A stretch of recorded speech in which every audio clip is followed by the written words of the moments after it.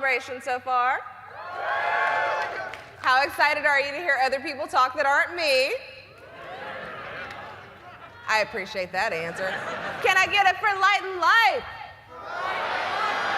Can I get a We Are All the Republic? Yes. Start you off with indoctrination. Hello, Celebration, and welcome to the High Republic for Light and Life panel, and welcome to everyone that is watching us on the live stream. For those of you that don't know, my name is Christina Ariel, and I am the host of the High Republic Show, and I will be your host for the next hour or so, where we will discuss all things related to the High Republic. We've got lots of news and reveals, and I say that lots with all of the capital letters. But you don't want to hear about that. Let's bring out our panelists. First up, allow me to introduce our luminous authors, Claudia Gray, Justina Ireland, Daniel Jose Older, Kevin Scott, Charles Soule, and from Lucasfilm, we have SVP of Franchise Content and Strategy, Mr. James Waugh. And of course, our Publishing Creative Director and the architect himself, Mr. Michael Soblade. Oh, you guys, say hello to your fans. I know. Oh, we're so excited. So you guys, we're gonna go ahead and get this. These are comfy. These are actually really Very nice cool. chairs. Wow. Yeah, they are. These are like, it's giving living spaces. I might just have a little sleep. Just, wake me up when it's over. Recline a little. Can you guys believe this? There's a lot of people. Like, a lot. To be fair, I can't believe I'm not looking at you through a Zoom screen. I know. I'm going to lose it. This is so good. Thank you all for coming. Thank you This for is being amazing. here. Thank you so much. Thank you all for reading, because Yes. books are awesome. That too. Shout out to the audiobook people in the room. Audiobooks are reading. They're reading. It all counts. Now, Michael, let's start with you. The last time that you shared a celebration stage with all of these authors was Chicago in 2019. At that point, you teased something called, what is it, Project Luminous. Is there anything you'd like to say about that little project? Yeah, a couple things. Thank you, because when we teased this out in Chicago in 2019, it was the little initiative that could, and thanks to all of you, it did. And we are really, really grateful for everything you guys have done, all of the support. We did this for all of you. We wanted to make sure that we had stories for everyone, formats for everyone, and thank you. Thank you. Now, James, you've spoken about the fact that you were charged with being bold in the creation of this initiative. Do you think you did so? Looking out at the audience, I think we've done so. Here's the thing that's been so amazing about this project is, yes, we were charged with being bold. We were charged with trying to do new things with our publishing program and tell new stories and create new characters. And I think we've done that. We really helped develop a whole new era of the Star Wars galaxy with a vast timeline that is going to be a place for amazing Star Wars storytelling for so many years to come. I'm like giddy at the potential of this medium. I can't believe we actually, you all pulled off such an amazing interconnected storyline. So yes, I think bold was an understatement. This is beyond our wildest dreams, and I think the High Republic is going to find its way into tons of other media in the years ahead. I'm gonna say it looks like the initiative has worked so far. Yeah. I think so. Yeah. I'm glad to hear that. No, it's too soon for us to take a victory lap. We are still just getting started. This is still just the tip of the iceberg. But we really did, like I said before, we really wanted to create stories for everyone. We wanted everyone to see themselves in these stories. We wanted to create new stories. We wanted to create escapism, which we certainly needed. over the last couple years. And, I thank all of these authors on the stage. I think all of our editors, everyone at Lucasfilm, everyone at our publishing partners did that. And, really, to all of you, thank you on a job very, very well done.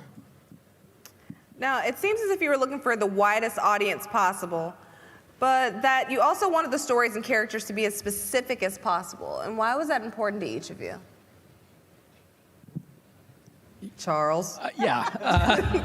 I mean, we were given an incredible opportunity when we started to build the High Republic, which was, we could, there were no rules at that point. It was just figure out the best Star Wars story you could, the biggest Star Wars story you could. And so we knew that one of the things that we wanted to do from the very beginning was to tell a story that was incredibly broad, that had perspectives of many, many, many, many different kinds of people. Because even if you look at this group here, like, we're very different people. We all care about each other a lot, but we're all extremely different. We bring very different perspectives. And that's kind of what Star Wars does at its best too. And so we wanted to provide all those different perspectives and also provide them a specificity, which I think we've been able to do, and I think it's part of why it connects with so many different kinds of people, and is a big secret to the success of the whole initiative. Yeah, I think that's why we've got such a big cast. I mean, it's been getting smaller recently, but let's... Too soon? Too soon! But the idea right from the beginning was we have all these characters with all these different backgrounds and points of view. So we could really nail into these big galaxy-changing events. But what mattered was what they meant to the people, because at the end of the day, that's what Star Wars is. It's about the characters. It's a galaxy made up of people. And so we really wanted to, zero in on that. I think also, we're all huge Star Wars fans, and like every Star Wars fan, we were all running around with all of these characters in our heads that we wanted to see, in canon at some point. I just remember the moment they were we were all like, okay, who are the Jedi that we're gonna see in this era? And I was like, buckets of blood! and the room got really quiet. It was exactly like that. It really was. It was like that. I was like, you guys, and no one knew what I was talking about. And then, here we are. But in that sense, it is a dream come true I think for us as writers, that we get to bring all of these characters and then bounce them off each other and have them in this world and having fun together. Yeah, I mean, I think for me, it just boils down to Star Wars is for everybody. And if you're not reflecting the people you see in the real world in your fantasy worlds, there's a problem. And I think it was really great that thank you! Let's clap for diversity. And dinosaurs. Dinosaurs, yes. But I just think it's that was for me the most exciting thing, is because, as a kid, I got Lando. And then I got Mace Windu. Mace Windu was solid. At least he was a Jedi instead of a guy who was just trying to get into Leia's trousers. But I love Lando, you guys. I wrote a book. But yeah, so I think it's just really nice to be able to include the people I know and love in my life and give them a character that reflects their identities as well. Yeah. All I would add is a big part of the magic of Star Wars is the way that it mixes the archetypal and the individual. Han Solo is simultaneously a very classic anti-hero type, and yet so individually and perfectly Han. And they're all like that. And that's the thing that draws you in, is you get both the mythic level, and that individual connection that makes you love that character. Oh. I have a legit question on my paper, but I am also slightly overcome with emotion because this is the first time that we've actually got to do a round table. No, well, we still don't have a table right now. But can we get a table? We're sitting here with everybody, and after all this time and a year and a half of working with the High Republic for me, and much longer for you all throughout the entire pandemic, to be sitting here amongst one another and with you guys in real life able to share this moment, I just want to kind of take a second and just take that in for everybody here, that this is happening. I'm so excited about it. So I promise I'll get back to the program. Now, for the group, what has this experience been like? Not the writing process, but the overall experience from the release up until now. Sorry, everyone was having feelings right now. You were asking your question. If you need to cry, go ahead and do it. I do it all the time. What happened to Starlight? Oh my God. You got to read those books, Dan. You got to finish reading them. I feel like we need some sad music playing over like a vast majority of this picture. Where's our in memoriam? That Somebody cue the Sarah McLachlan, please. Yes, yes. Nice soft focus. But we had fun. The question. We had I know we all had a really great time. Like, and it was hard because we were separated for that period, and we had these great meetings where the synergy in the room is so ecstatic and excited, and the creativity is incredible. And then we couldn't do that for so long, and we had to resort to Zoom, and we did our best, with everything else going on. But I know for myself, like, this really saved me for the period of these past couple of years that were so hard, but like being able to throw myself into this work and learn about these other great writers and their creativity and learn about Star Wars and expand it, like, that's part of what really kept me going and helped me stay grounded. So I just feel so grateful for it. We probably spent more time together virtually than we would have done if we were working on this in normal situations. And so there wasn't probably a day that went by without one of us or all of us getting together on Slack or email or Messenger or Zoom, and just being, creating together, or just going, "Are you okay?" Which was a major part of it. It was before, when everything was coming out and we were launching this thing. It wasn't, let's face it, the ideal situation, but it meant that we had a support group all the way through that I don't think we would have had between us. Yeah. And then Kevin started killing off characters. Yes, exactly. And we were no longer. We all okay. agreed I'd start killing off we did agree characters. to I that. didn't just go one day, I know what I'll do to anyway. That was a team effort. To quote I Kevin, hope he does you'll not future. kill your favorite characters. He also kills your second favorite characters. And your third, and your fourth. We got years to go. Oh, years yes. to go. Death by committee. I mean, from a creative standpoint, this has been one of the most exciting things I've ever done. And I've been fortunate to tell a lot of great stories that I'm really proud of. But the way that this worked as a collaborative thing, and then when it started to be a collaboration with all of you guys as you started to read it and tell us what you thought of it, it was just we all had a lot of energy, just this group as we were making it, and then it started to become this incredible feedback loop when we started to hear what you guys thought of the stories we were telling, and the way that all of those initial stories landed where they did, from the comics to all the novels and all the stories we told. It was like, oh my God, we did this, because when you're writing something, even if it's, I trust the opinions of these people, completely about what they think of the work. If they think it's good, it's good. But ultimately, it kind of matters what you guys think too. And so when it started to come back that you guys felt about the High Republic the way we did, it was one of the best moments of my entire life, especially because it was happening at that moment of January 2021, which was a pretty tough time, as we all remember. So that was my experience. That's the part I'd like to highlight. Yeah, and I loved the fact working together, I think, you say something is more than the sum of its parts. And that's true both because of the energy that I think we all created together through collaborating, and also because, you brought your A game. You wanted to live up to what everybody else was doing. Yeah, you're like, I don't want to embarrass anybody. Myself mostly. Yeah, it's just like, oh, everybody else is doing brilliant things. I gotta try and do this. But I mean, that's wonderful though. That's the best possible scenario. It's inspiring for everybody, and what one person builds, everybody else gets to build upon. And let's shout out the artists too, real quick, because Harvey Tolibao, Ario, Dave Wachter, Phil Noto. There's so many amazing artists, and seeing their work come to life. And all the Disney concept artists Yes. as well. I mean, So many concepts. Incredible. all that art that kept coming through. I mean, I've never worked on a fiction project that's had so much art. And so you create these characters, and you see a cover, and you go, oh, that's what they think they look like, or whatever. But it was literally every week there'd be an email from Mike going, and here's this person, and here's this person, and here's this person, and that was incredible. That was amazing. And if we're doing this, we also have to thank Story Group. We also have to thank James and Mike, and PR people and like so many people worked on this to make it what it is. It is not just any of us. It's true. This is what Star Wars is, which is a thing that we all make together. You guys are part of it too. It's an amazing thing. We are all the High Republic. Oh, are we? Are we?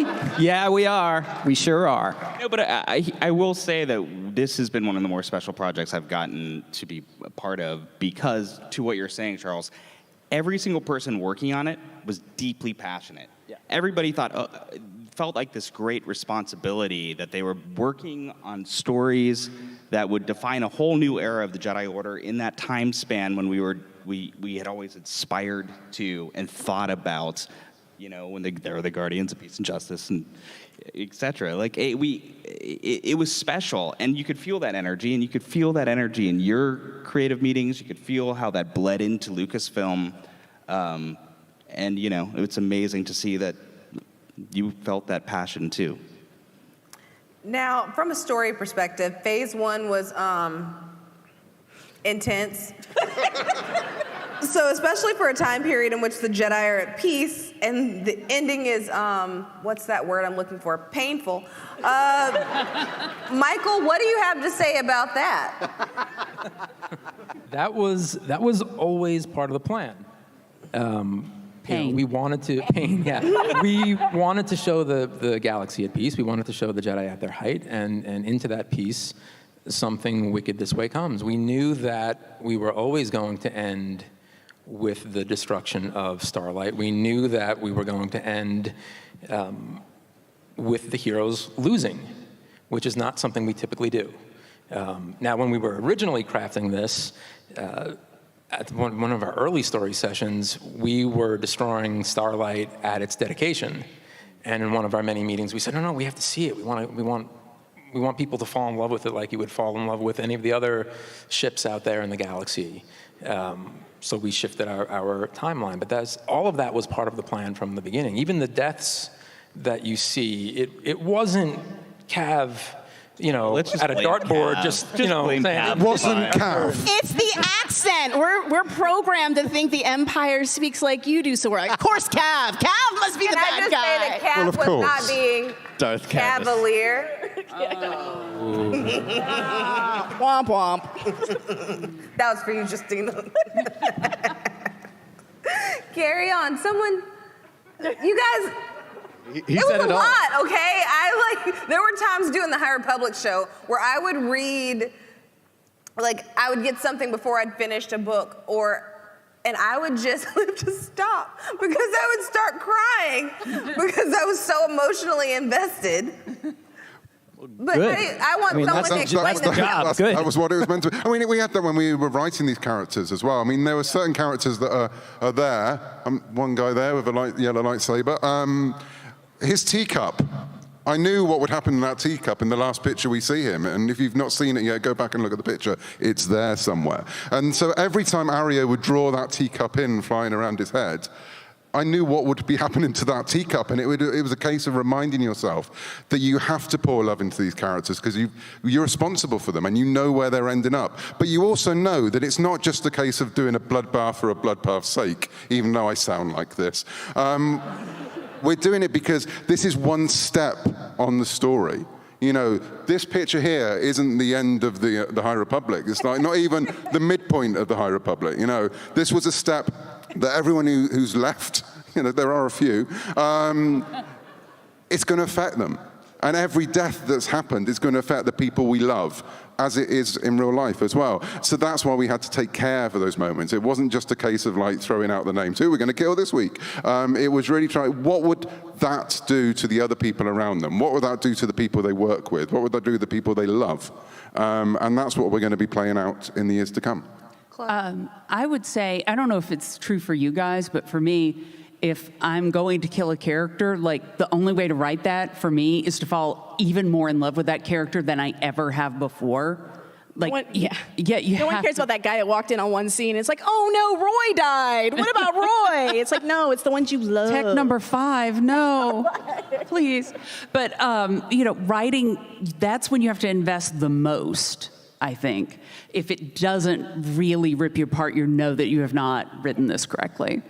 That's why Yoda bakes, actually. Not that he dies, obviously, but For me, I knew that Starlight was going to be, I knew where we were going with Starlight. And that was what I needed to build up as, like, especially in my work. I was thinking, this is a place where people bake. And that's what it's going to hurt when it goes down even more because of that. Not and here the we cupcakes. It's where the memories are made, and so much of what we grieve comes from memories and from those moments. So it's extremely understandable that you would find yourself in that kind of a situation with these characters. All right, I'm not going to ask about the fate of everyone from the end of phase 1. Instead, is there a particular character that we should keep an eye on, or is there an unsung or overlooked character from phase 1? Buriaga. Yeah, he's an interesting character. Where is he? We kind of... Yeah. Big Who knows? question mark, yeah. Who knows? We know. He's great. I love Buriaga. Oh, well. I think you should always look at. Charles! Oh, well. Not on this stage, not in this room. You always That's a shame. You should always look where Orbelin is at any time, and whether he's in more than one place. True. I'm going to say Arkoff, another amazing Wookiee of the High Republic. Keep an eye on Arkoff. I think a character that I'm not sure, because we did plan a lot ahead, but as you write, you do discover things and things happen.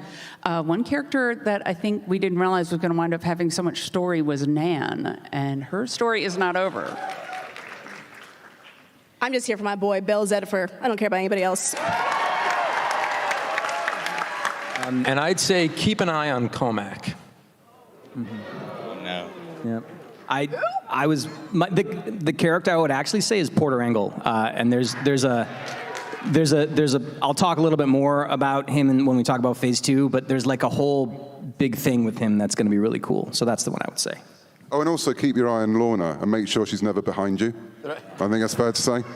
She should not be anywhere near you, like next to run up beside, no. You've got to know where she is, though, because that's. Aren't there some Lorners in the room? I saw them when we were we got backstage. some Lornas. Yeah, so I feel bad for whoever's sitting in front of you, but. All right. Now, while we don't have any of our new authors here, we do have 2 more guests from phase 1. Ladies and gentlemen, please welcome host of This Week in Star Wars and author of The Art of the High Republic, Kristen Baver. And the man of 1,000 voices and narrator of our Del Rey audio novels, Mark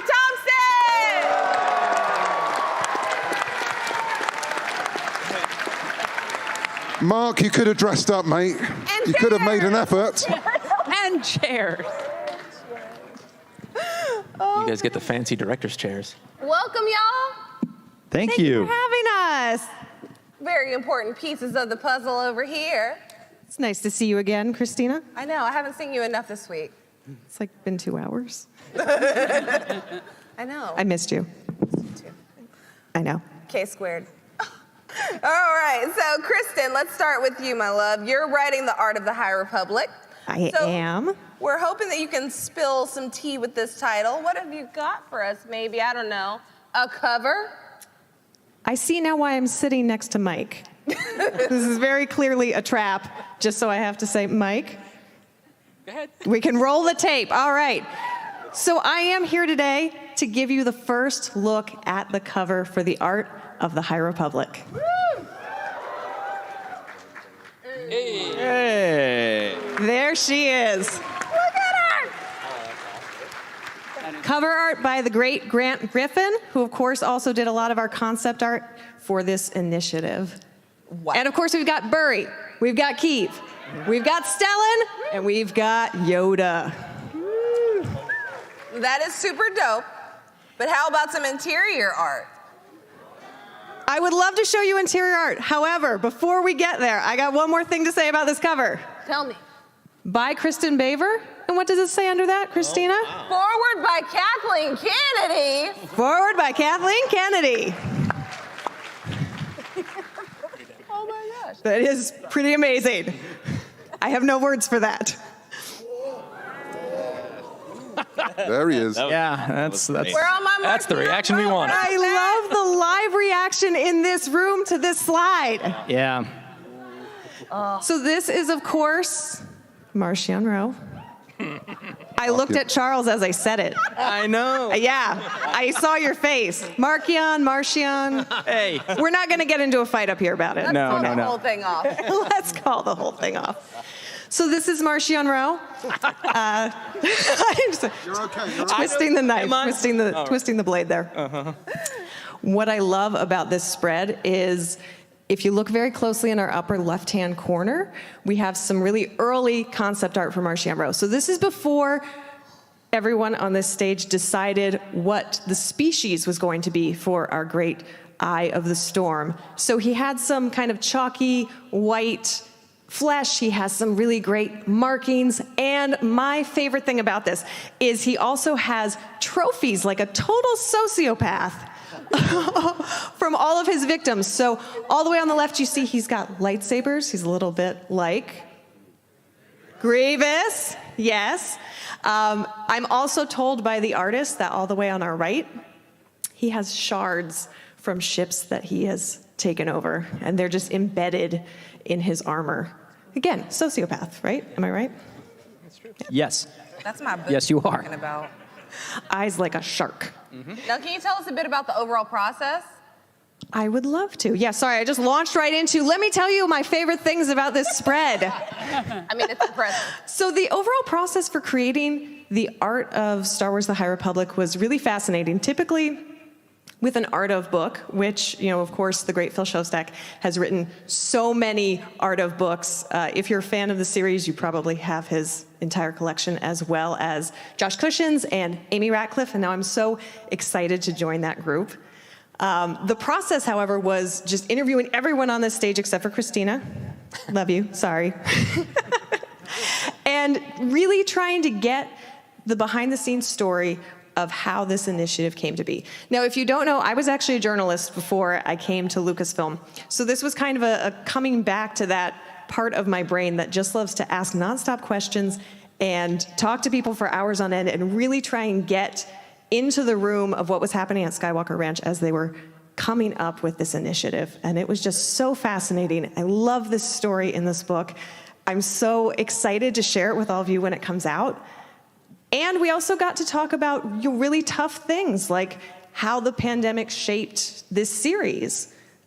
Charles had already written Light of the Jedi when that happened in 2020. It certainly, I think, impacted some of the revisions. Absolutely. But there are a lot of choices that feel like they could have been made after March of 2020 that just... basically Charles's fault. I just want... Let's just let that go. Is it Cav's fault? Is it Charles's fault? Who knows? We're all the Republic. Blood blame happening in the center of the stage here.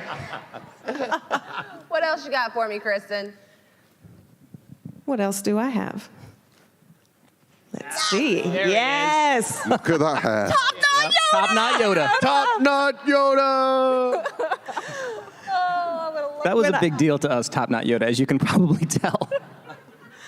We are so Obviously, I'm a huge Yoda fan. I absolutely adore this character, as I think is true for everyone on this stage.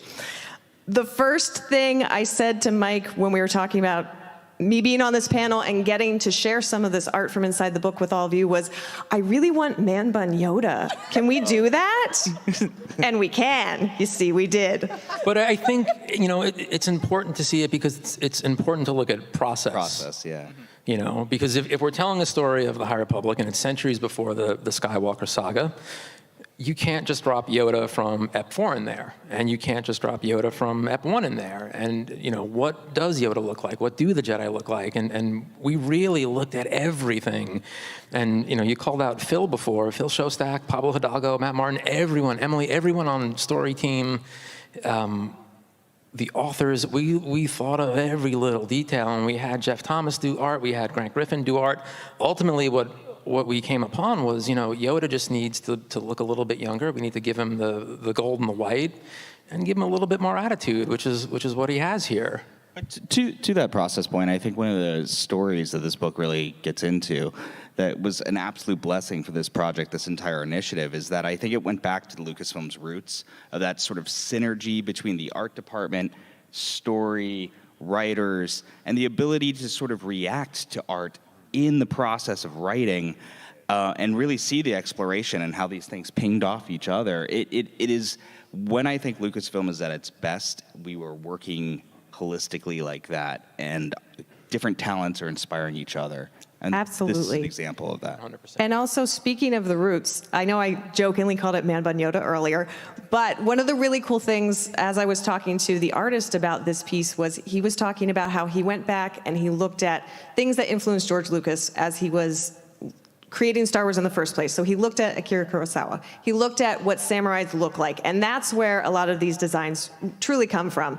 So not only was he looking at what does Yoda need to look like before we meet him in The Phantom Menace, but also how can we bake in some of that genuine, authentic Star Wars, DNA into the process. Now, ultimately, the decision was that Yoda is 900 years old when we last see him in Return of the Jedi, so he's probably not going to change so drastically in the couple of centuries that we have between the High Republic and the Phantom Menace. So ultimately, of course, the page on the right is the Yoda of the High Republic era. Also by Grant Griffin. But the attitude on, I still love that picture of Yoda, the main one with the gold. Yeah, you see the Because the attitude on that, the way he's holding himself and everything. And I know when Ario drew Yoda in the first issue of the High Republic comic, again, it was the swagger, and we got the pantsuit in as well then for that Yoda. And it's the way he walks onto Starlights in the Ops Center, in the hub, and everyone just goes, it's Yoda. And it was that's the attitude we wanted to get from him.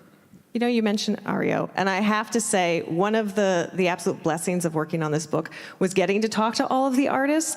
We got to talk to Ian McCaig, we got to talk to Phil Noto, and Ario and Harvey were just delightful. They are so clearly just diehard fans that cannot believe that they get to work on this every single day, and they're so delighted by working with all of you. Kristen? Christina. Arf, arf, arf, arf. Next slide. This next one's for Justina. Can you guys? Give me that premium Bell content. This is Bell one of content. one of the questions I am most delighted about. What does Ember mean to you? Go ahead, Justina. We know you want to. Arf, arf, arf, arf, arf, arf, arf, arf. Oh my God. Arr. My thoughts exactly. We need more pets. Everyone needs more pets. Everyone Yes. needs more scritches and love, and just, it's amazing to see a Jedi and his dog. I mean, Charhound. Yeah. In my case, I knew I was like, okay, I have to set an amount to have Ember and stick to that amount, or otherwise it's going to be, like the Fallen Star, Ember's story. Like, I would very happily do that. No one's complaining about that, Claudia. We would love that. Now, as excited as I am to talk about the beautiful Ember, I would like to get over to you, Mark. How did you go about finding the voices for this era? And specifically, how did you land upon Markion Rowe's voice? Yeah. It was really cool. I mean, it's kind of a perfect segue because the concept art really was a huge inspiration, and just seeing all those beautiful paintings and illustrations of these characters totally influenced me. And I got this top secret email of a lot of them, and I was like, oh my goodness, this is so cool. So a lot of it was that, and then most of it is just how amazing all of you are, and just because you put so much into the writing that it puts these pictures in my mind. And for Markion, there was a line in Light of the Jedi that says, his voice was quiet, a breath, not a scream. And I kind of latched onto that, and there was something about the quietness and the breathiness. He's very cold and calculating and passive. Don't forget your hand. There's something that was almost more unsettling about that than another choice I could have made. And the concept art about him being like a predator, and he looked like a shark. And I was thinking about the idea of like how calm and still sharks are until they strike, and then they're like ferocious. But before that, it's like this eerie stillness that's like almost makes you more uncomfortable. Now, You nailed it. Oh, thank you. All right. Phew. I did not want to answer this question with Charles on the stage, so yeah. do you have any other favorite characters or voices from the High Republic? My other favorite is Skier. He is stupendous. That made me so happy. All right, so we are between phases now, so let's talk about phase 2, y'all. Michael and James, what can you tell us? If you go to I think it's the next slide, phase 2 is an all new jumping on point. You do not have to have read any of phase 1 for phase 2. But it's the type of thing where you get to see where the story was at its start, right? It's very similar to the Skywalker saga. You know, we told the middle, we're going to tell the beginning, and then we will tell the end. And it is very much an age of exploration, as you can see. All right, how about some more reveals? So We got a lot of reveals. Let's go. let's meet some of the cast. Buckle in. Charles, can you tell us about the chancellors, plural? I can. So one of the things we wanted to do, well, actually, pulling back a tiny bit, Star Wars is a history, right? And eras of history inform one another. And so what we're doing with phase 2 is going back 150 years before the storytelling that we just saw in phase 1. And so what we really wanted to do was suggest some of the ways that the history we'll see in phase 2 turns into the history we see in phase 1, just like real life history does. And one of the ways we wanted to do that was to suggest that, not suggest, we're gonna have 2 chancellors. And Chancellor Greylark, who's a human who is very sort of focused on a westward expansion, kind of like the exploration movement that is a big, big part of phase 2. Whereas Chancellor Moyo is a Quarren who is actually in the Outer Rim, but is very focused on things happening in the core. And that's a really interesting dynamic, right? The person from the core is focused on going out, while the person from the Outer Rim is more focused on like things inward. And so, but the thing that's really emblematic and the thing that makes this still the High Republic is that those 2 people are not at odds. They're like, we have this movement to focus on developing the core. We also have this focus on the expansion, and let's do those things together in a way that like elevates both of us. And that's very High Republic. And yet having a 2 chancellor dynamic is interesting and new and will lead into the storytelling we see in phase 1. That history, by the way, is something that's going to be really unique to this initiative, in the sense that I think some of the really bold things George did with the prequels was kind of seeing the antecedents of design, seeing sort of the things that led to the original trilogy. And I think what's been great about this process is having those world-building conversations, seeing those design moments of seeing those antecedents kind of take place, seeing what a droid would look like here and how that would build forward. And then just seeing the historical cost of, we all think of the world moving on these like 4-year time cycles, but in truth, things that happened decades ago impact the now. And so I think that's something that will evidence itself as this initiative. Yeah, it's really cool. Also, shout out to Min Ji-yoon, who is a fantastic concept artist. Yes. So hopefully is either here or watching. So I'm very excited to see their art up here. Let's talk about phase 2, because I'm told there are even more reveals in this panel. Claudia, who are the Pathfinders? Really, all I can tell you is this is the Jedi and the Republic working together at this early phase, and it's about exploration. This is a point in time where this area of space is very much unknown to the Republic, and not everything is necessarily tied together as closely. You've always got a master, you've always got a Padawan, and although this idea predated it, did anybody else think about that when you sort of saw the Master Padawan episode of Visions? I definitely felt some of that vibe. You have these really become very tightly knit groups that are going out really into the unknown. I mean, one thing that we talked a lot about in terms of this was how tech would be different. Because with Star Wars, canonically, they've had roughly this tech for about 10,000 years. We're like, well, how do we make it different? How do we make it rougher? And we realized, tech is no good without infrastructure. You have to have that infrastructure to make things work. And so that's something we've relied on in phase 1. You don't have the same capabilities. And these people are even more out on their own, even more right on the cusp of that adventure. So we've talked about the Pathfinders. Cav, do you want to tell us about the comms team? So one of the themes that have been going through the High Republic, in fact going through Star Wars, that communication is good, guys. talk to each other. When you don't, bad things happen. But our teams in phase 2 literally can't talk to each other when they're out there in the galaxy exploring. They don't have a series of beacons that are beaming holograms and beaming messages back and forth. So the con teams are out there trying to desperately establish, as the Republic grows, the ability and the infrastructure that they can all talk to each other. But the droids, the EX droids, this was something that Pablo came up with in one of our very first weeks in Skywalker Ranch.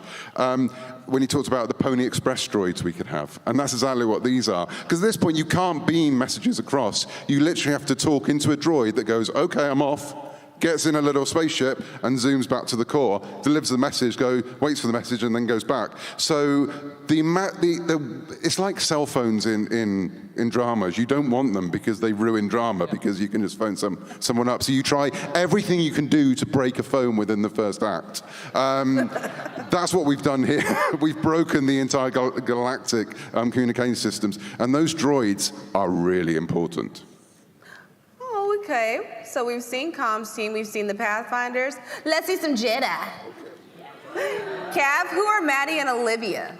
So, this is Matty and Olivia. They are two Jedi who are operating out of Jeddah, which is a big part of Phase 2.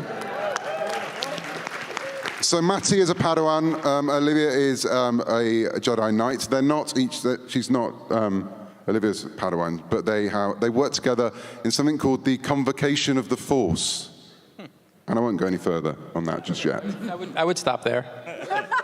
I just heard Charles go, I'm just intrigued. I can't wait to hear what it's all about. Well, you're going to have to. Yes, I suppose so. Michael is sitting right there. I would stop there. Let's move on. What's the next slide? All right, and Daniel, we hear that Arkoff is back. Arkoff! As my grandma would say, tell me about his little friend. That is this wonderful droid named Zizi, who you will find out lots about Zizi coming up. But I did say to watch Arkoff. Arkoff is not just an amazing Jedi and an amazing leader to other Jedi, but he's a pivotal part of this larger story that we're telling, and that's why I'm so excited to get into him more in the upcoming manga, which we'll hear more about soon. And Daniel, since we are speaking to you, Yes. who or what are the, am I saying this right, Dankrax? The Dank Grack. So my Concept art by Daniel Jose Older. who did that art? Who did that weird art? Mike came to us and was like, we want to do some bad guy reveals. Can you write up who the bad guys are in the comic? And I was like, yes. And then I didn't. And then it was too late. And then in the words of the poet Thanos, I was like, I'll do it myself.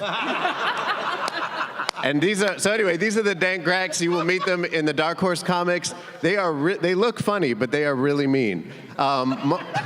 Most of them are rejects from different dark side force cults from around the galaxy. You may recognize some of the Sorcerers of Tund kind of regalia that one of them has.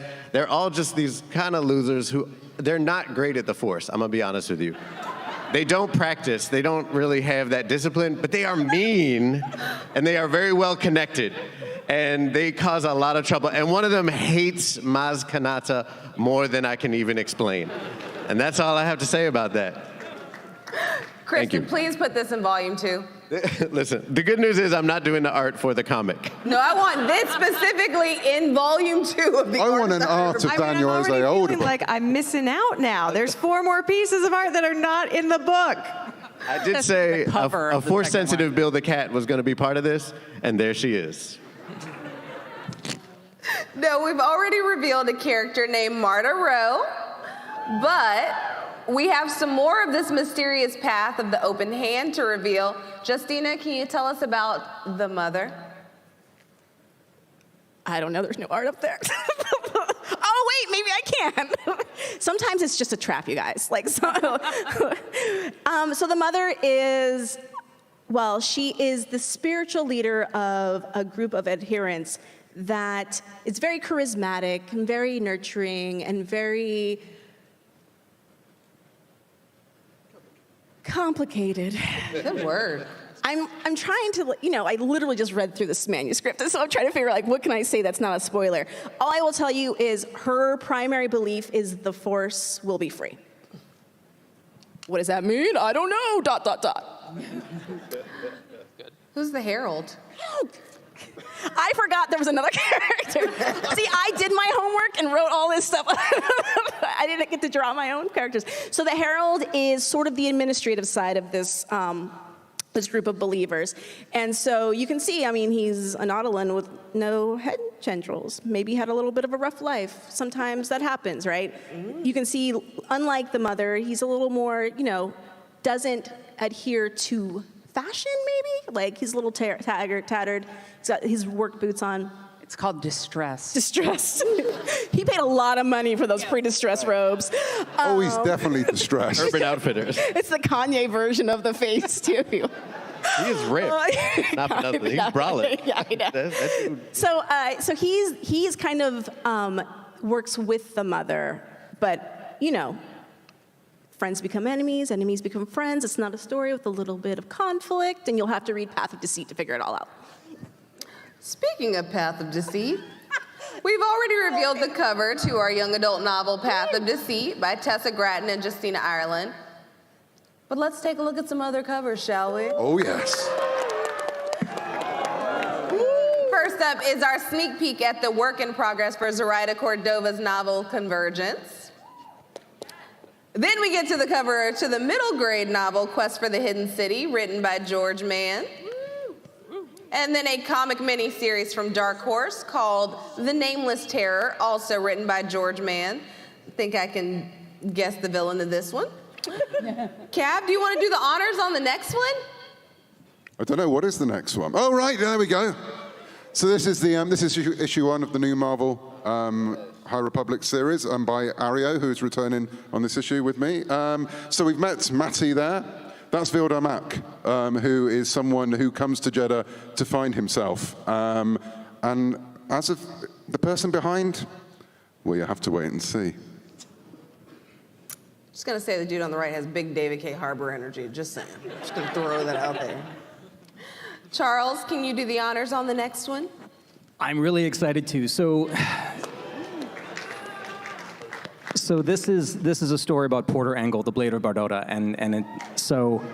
I was very fortunate in Phase 1 to get to tell a very focused story about Mark Unro called Eye of the Storm, and Porter Engle is another character that was introduced in Light of the Jedi, who I've known his backstory for a long time, and I'm very lucky that I get to do this focus series for Marvel as a comic, which is where I've done a ton of my storytelling about his story, right? So when we meet him in the Phase 1 stories, he's a legend, beyond legend in the Jedi Order. And he's cheerful and he's happy and he cooks his stew and all that stuff. But as we all probably know, the person you are on the outside is not always the person you are on the inside. And Porter Engle is very, very much like that. And this is going to explore why he's the way he is, why he like just went off and was a cook. He's very much a gunslinger Jedi in this. Which is a concept that I'm very excited for you to see what that means, what a gunslinger Jedi actually is. He travels with his sister, which is something they have a really, really cool dynamic that I think is gonna be fun. The story is one of the most epic things I've ever written. I told Mike, I sort of ran it down for him last night, and it seems like it landed pretty well.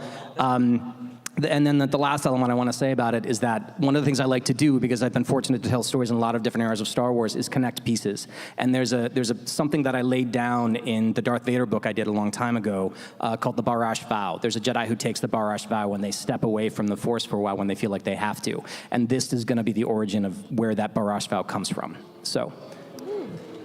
And I would say there's a lot of big adventure in Phase 2, but this is one of the darker stories, I'd say.